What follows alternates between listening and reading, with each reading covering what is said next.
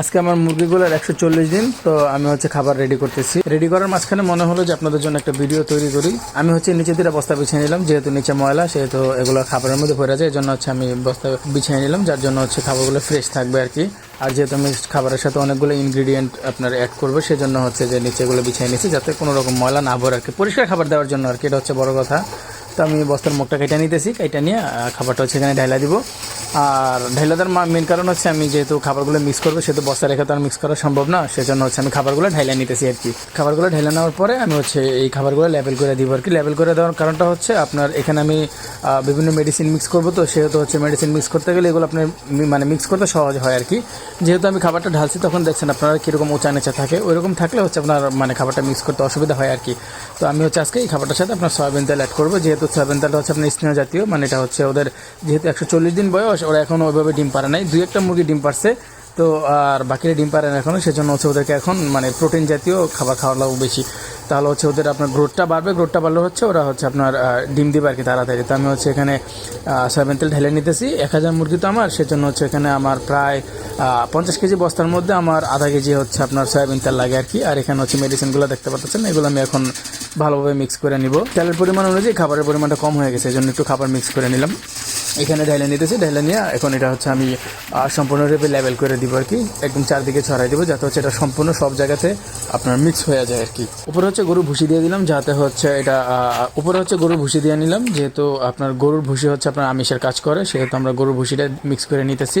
গরুর ভুসিটা মিক্স করে দিলে আপনার খাবারের মধ্যে আপনার আমিষের পরিমাণটা বাইরে যায় আর কি। আমি মিক্স করে নিতেছি। আর ওরা যখন ডিম দেওয়া শুরু করবে, তখন আমরা ভুট্টার গুঁড়া খাওয়ানো শুরু করবো। ভুট্টার গুঁড়োটা খাওয়ানোর কারণ আপনার তখন ওজন বাড়বে না, জাস্ট ওরা ওদের পেট ভরবে এবং ওরা ডিম পারবে আর কি। তো আর এটা খাওয়ানোর কারণ এটার মুরগিটার ওজন বাড়বে, কিন্তু এখন ডিম যেহেতু আসতেছে না, এটার ওজন বাড়ানো আমাদের দায়িত্ব। এটার মোটামুটি ওজন যখন আপনার 2.5 কেজি 3 কেজি হয়ে যাবে, তখন এটা ডিমের জন্য রেডি হয়ে যাবে আর কি। তো আমরা সম্পূর্ণরূপে মিক্স করে নিই।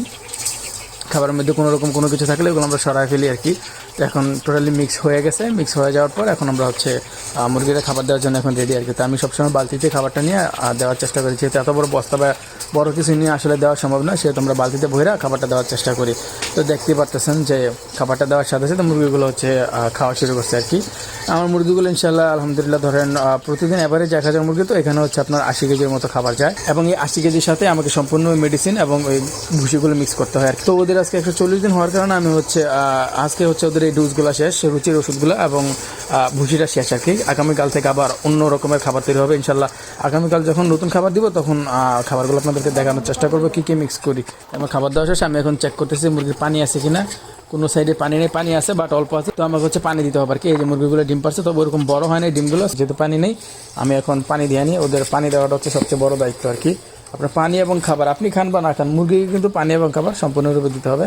আমার পানি এবং খাবার সম্পূর্ণ দেওয়া শেষ। আমার যেহেতু আজকে বড় ভাই নাই, বড় ভাই না থাকার কারণে আমার ওই ফার্মটা আমাকে আজকে দেখতে হবে, যেহেতু ওইটা ডিমেরটা আর কি, যেটা অলরেডি ডিম দিচ্ছে। আর আমি যেটা দেখাশোনা করতেছি সেটা টোটালি ডিম নেই। তো ঘর এখন তালা মারার জন্য আমি চাবিটা নিয়ে নিতেছি, ঘরটা খুলে নিতে হবে আর কি। যেহেতু এটা আপনার ডিমের ঘর, সেহেতু যারা তারা ঢুকতে দেওয়া যায় না। যেহেতু ভাই মানুষের নজর বলতে একটা শব্দ আছে, দেখেন কি সুন্দর মাশাআল্লাহ ডিম পেরে রাখছে, আর খাবারও না, এগুলো তো খাবার দিতে হবে। একদিন ইনশাল্লাহ দেখি সময় পেলে আপনাদেরকে ডিমের একটা ভিডিও দেওয়ার চেষ্টা করবো, কীভাবে ডিম আমরা কালেকশন করি, বিক্রি করি, সব কিছু ইনশাল্লাহ দেওয়ার চেষ্টা করবো আর কি। তো আজকে আপাতত দিচ্ছি না, যেহেতু দিলে ভিডিওটা এমনিতে অলরেডি অনেক বড় হয়ে গেছে, সেহেতু আমরা অন্য আরেকদিন ইনশাল্লাহ সম্পূর্ণ ডিম কালেকশনের ভিডিওটা দেওয়ার চেষ্টা করবো। ততদিন পর্যন্ত ভালো থাকবেন ইনশাল্লাহ, দেখা হবে অন্য কোনো একটা ভিডিওতে।